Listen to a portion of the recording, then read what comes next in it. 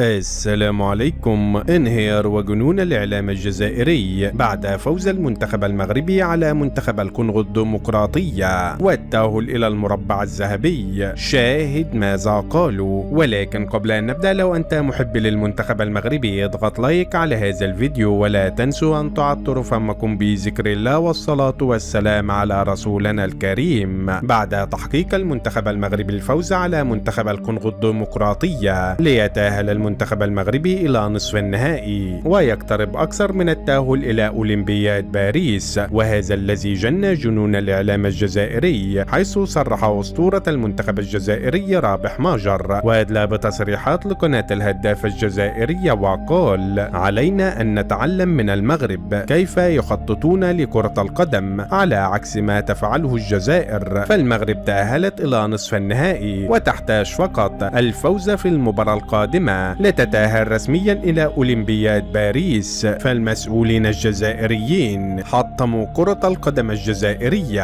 على عكس ما يفعله فوزي لقجع الذي أصبح حرفيا أسطورة في إدارة كرة القدم. بينما صرح المعلق الجزائري حفيظ دراجي وأدلى بتصريحات لقناة الدوري والكاس القطرية وقال: هذه البطولة ضعيفة جدا، فلم يتواجد فيها المنتخب الجزائري أو المنتخب النيجيري أو الكوتيفوار أو الكاميرون أو السنغال، وعلى ما أعتقد أن المغربي فوزي لقجع أقصى هذه المنتخبات من الأدوار الأولى بفضل الحكام الذي استخدمهم حرفيا من أجل إقصاء المنتخبات الكبرى لكي يمهد للمنتخب المغربي التأهل إلى أولمبياد باريس. فأنا لا أثق أبدا في فوزي لقجع، فهو الذي يتحكم في الكاف، وأتمنى للمنتخب المغربي الخسارة في المباراة القادمة لكي لا يتأهل إلى أولمبياد باريس، لأن إذا تأهل المنتخب المغربي فهذه ستكون نكسة كبيرة للجزائر مثل ما فعلوا في كأس العالم بقطر. بينما صرح أسطورة كرة القدم الجزائرية